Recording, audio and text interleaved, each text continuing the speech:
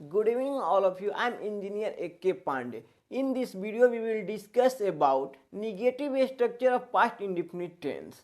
इस वीडियो में हम सीखेंगे पास्ट इंडेफिनिट टेंस के निगेटिव स्ट्रक्चर के सहायता से किस टाइप के हम हिंदी के वाक्य का इंग्लिश ट्रांसलेशन बनाते हैं। वीडियो में आगे बढ़ने से पहले चैनल को लाइक सब्सक्राइब जरूर करें और साथ में बेल आइकन जरूर दबा दें और वीडियो को ज़्यादा से ज़्यादा शेयर कीजिए। वीडियो में आगे बढ़ने से पहले इसी चैनल पे आपको 0 से एडवांस लेवल तक इंग्लिश ग्रामर पढ़ाया जाएगा, साथ में स्पोकन टिप्स भी आपको दिया जाएगा।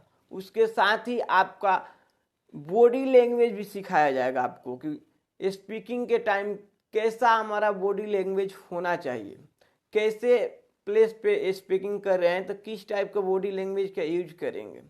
इसके साथ ही इसी चैनल पे आपको एग्जाम वाले क्वेश्चन का भी प्रैक्टिस कराया जाएगा, तो इसलिए चैनल को लाइक सब्सक्राइब जल्दी से जल्दी करें कि हम वीडियो में आगे बढ़ें। आपका मनोबल ही हमारा मनोबल बढ़ाता है।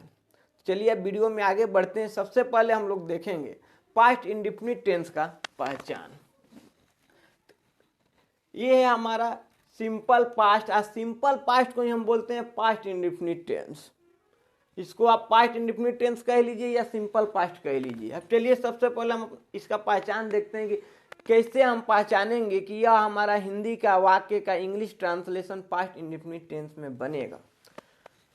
कि वाक्य में क्रिया के लास्ट में जब भी आपको ता था, ती थी, ते थे या ये दिखाई दे तो आपके दिमाग में एक ही बात जाना चाहिए कि इसका इंग्लिश ट्रांसलेशन हम लोग पास्ट इंडेफिनिट टेंस के अंतर्गत ही बनाएंगे। अब चलिए देख लेते हैं इसका बनाने का स्ट्रक्चर, यानी किस नियम पर ये बनेगा। कुछ ना कुछ तो नियम होगा ना, तो वही अब नियम सीखते हैं। तो हमारा नियम कह रहा है कि सबसे पहले हम सब्जेक्ट लिखेंगे, उसके बाद डिड लिखेंगे, उसके बाद नॉट लिखेंगे, उसके बाद वर्ब का फर्स्ट फॉर्म लिखेंगे, उसके बाद अदर वर्ड लिखेंगे। यानी हमारा स्ट्रक्चर कह रहा है कि हम हिंदी के वाक्य का पास्ट इंडेफिनिट टेंस में इसी स्ट्रक्चर के आधार पर बनाएंगे। सबसे पहले लिखेंगे सब्जेक्ट, उसके बाद डीड, उसके बाद नॉट, उसके बाद वर्ब का फर्स्ट फॉर्म, उसके बाद अदर वर्ड। इसी का एक हमने शॉर्ट फॉर्म लिखा है, वो है subject plus did not plus didn't. इसको पढ़ा जाएगा।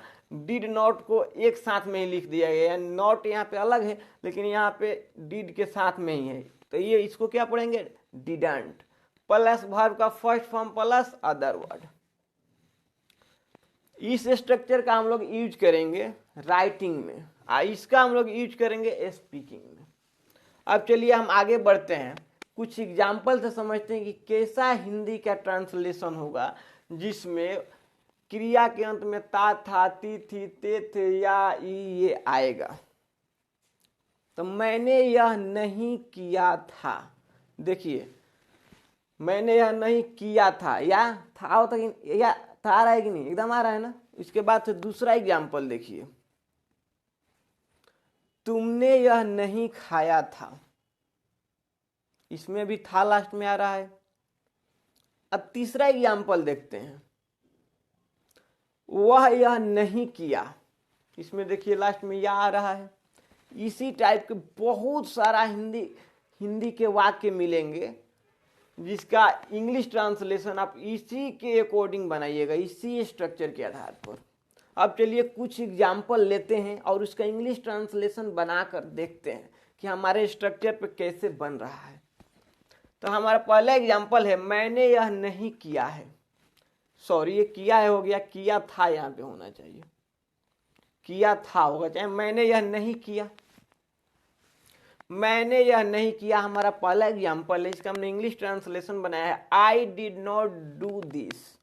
अब चलिए देखते हैं ये सही है या गलत। ये सही तब होगा जब हमारे स्ट्रक्चर पर 100% फिट होगा, गलत तब होगा जब हमारे स्ट्रक्चर पर फिट नहीं होगा, क्योंकि इसका यही स्ट्रक्चर है, subject plus did plus not plus verb का first form plus other word.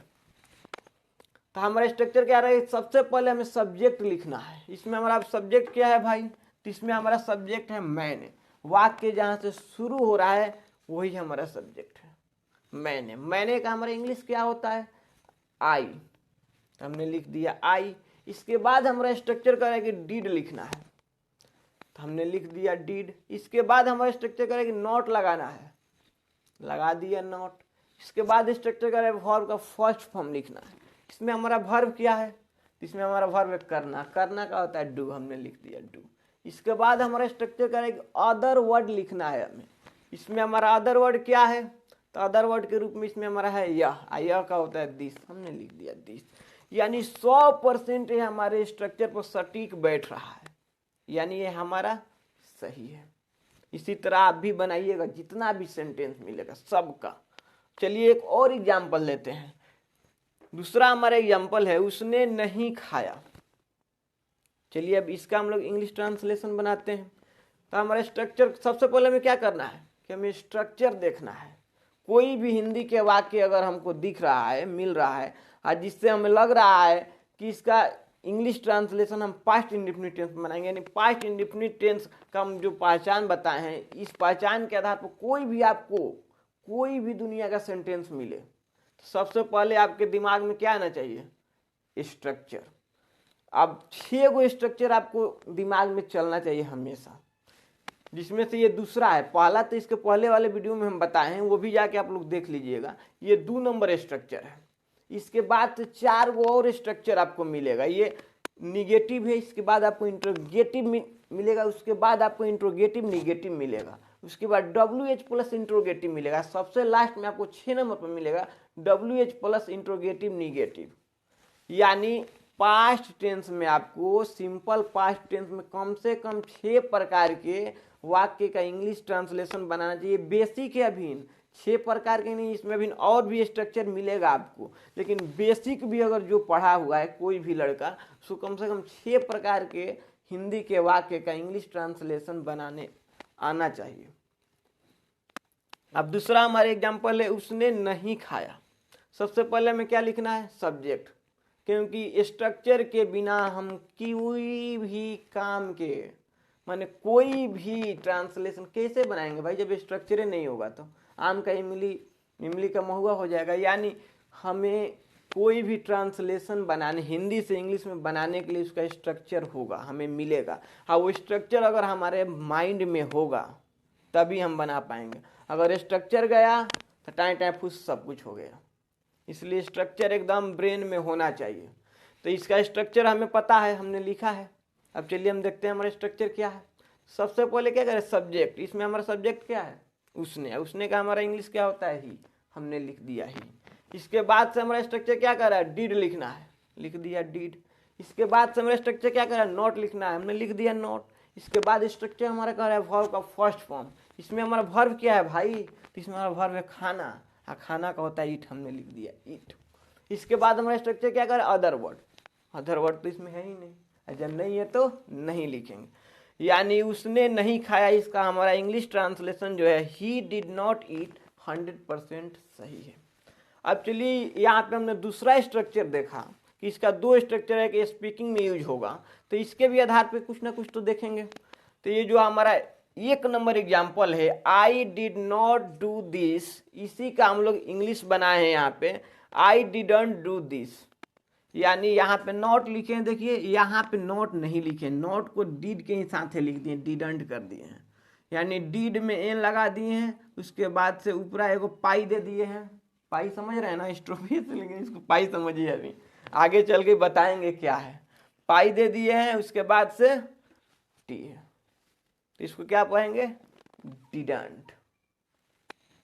तो इस वीडियो में हमको पूरा विश्वास है कि इस वीडियो से आप लोग बहुत कुछ सीखे होंगे। इस वीडियो में इतना ही, मिलते हैं अब नेक्स्ट वीडियो में इसका इंट्रोगेटिव और इंट्रोगेटिव निगेटिव स्ट्रक्चर के साथ, और उसमें भी बहुत सारे और भी चीज़ पे डिस्कस करेंगे। तो इस वीडियो में इतना ही। चैनल को लाइक, सब्सक्राइब और शेयर जरूर करें, साथ में बेल आइकन को जरूर दबाएं, क्योंकि इसी चैनल पे आपको 0 से एडवांस लेवल तक इंग्लिश ग्रामर मिलेगा।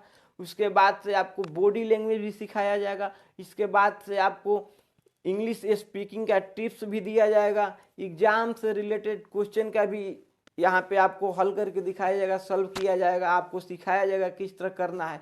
बहुत सारा चीज़ और भी इस चैनल पे आपको मिलेगा, इसलिए जल्दी से जल्दी चैनल को सब्सक्राइब करें बेल आइकन दबाएं। बेल आइकन दबाने से आपको ये फ़ायदा होगा कि जो भी हम वीडियो डालेंगे उसका नोटिफिकेशन आपको मिल जाएगा। तो इस वीडियो में इतना ही, अब मिलते हैं नेक्स्ट वीडियो में।